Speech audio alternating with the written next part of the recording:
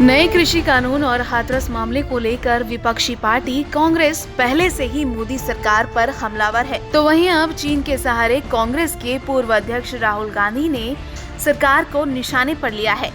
चीन मुद्दे पर सरकार को घेरते हुए कांग्रेस नेता राहुल गांधी ने देश के प्रधानमंत्री नरेंद्र मोदी पर बड़ा वार करते हुए उन्हें कायर बताया है। साथ ही कहा है कि अगर हम सत्ता में होते तो हमारी सेना 15 मिनट में चीन की सेना को बाहर उठा फेंकती। हरियाणा में एक जनसभा को संबोधित करते हुए राहुल गांधी ने कहा, मैं गारंटी के साथ बोल रहा हूँ, चीन में इतना दम नहीं है कि हमारे देश के अंदर एक कदम भी डाल सके। दुनिया में एकमात्र देश ऐसा है जिसके अंदर उसकी सेना आई और 12,000 स्क्वायर किलोमीटर जमीन ले गई। और कायर प्रधानमंत्री कहते हैं कि इस देश की जमीन किसी ने नहीं ली है और खुद अपने आप को देशभक्त कहते हैं। उन्होंने कहा कि चीन की सेना हमारी सीमा में आई, हमारी सरकार होती तो चीन को उठाकर फेंक देते। 15 मिनट भी नहीं लगते हमारी सेना को। वायुसेना 2 किलोमीटर तक उन्हें पीछे धकेल देती। प्रधानमंत्री देश की शक्ति को नहीं समझते। 1200 स्क्वायर किलोमीटर चाइना ने हमारी जमीन ले रखी है। कैसे ली?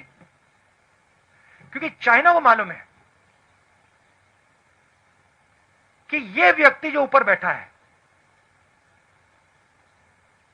ये सिर्फ अपनी इमेज की रक्षा करता है। राहुल गांधी ने अपनी खेती बचाओ यात्रा के समापन पर शाम को पिहोवा में कहा कि केंद्र में कांग्रेस के नेतृत्व वाली सरकार बनाने के बाद कृषि कानूनों को वापस ले लिया जाएगा और इन्हें कचरे के डिब्बे में फेंक दिया जाएगा। राहुल ने कहा कि हम आपको आश्वस्त करना चाहते हैं कि हम आपके साथ हैं। हम 1 इंच भी पीछे नहीं हटेंगे। केवल हरियाणा या पंजाब में ही नहीं बल्कि पूरे देश में कांग्रेस किसानों के साथ खड़ी है।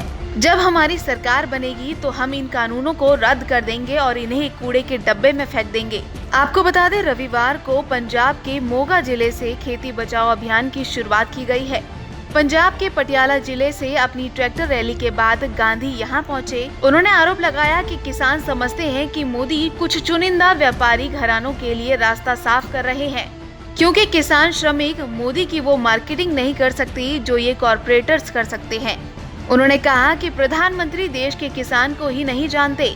मोदी जी, अगर आपको लगता है कि किसान खड़े नहीं हो सकते और अपनी आवाज नहीं उठा सकते तो आप गलत हैं। भारतीय किसान किसी से नहीं डरता, वह जानता है कि कैसे लड़ना है, वह 1 इंच भी पीछे नहीं हटेगा। राहुल गांधी ने कहा कि हमारी सरकार बनने से पहले हम संघर्ष जारी रखेंगे और किसानों की आवाज उठाएंगे, साथ ही हम इन कानूनों का विरोध भी करेंगे। लेकिन सवाल आखिर में यही उठता है कि ये कांग्रेस पार्टी जो आज मोदी सरकार की नीतियों को लेकर सवाल उठा रही है, जब सत्ता में थी तो ऐसी घटना हुई थी जिससे पूरे देश में उबाल आ गया था।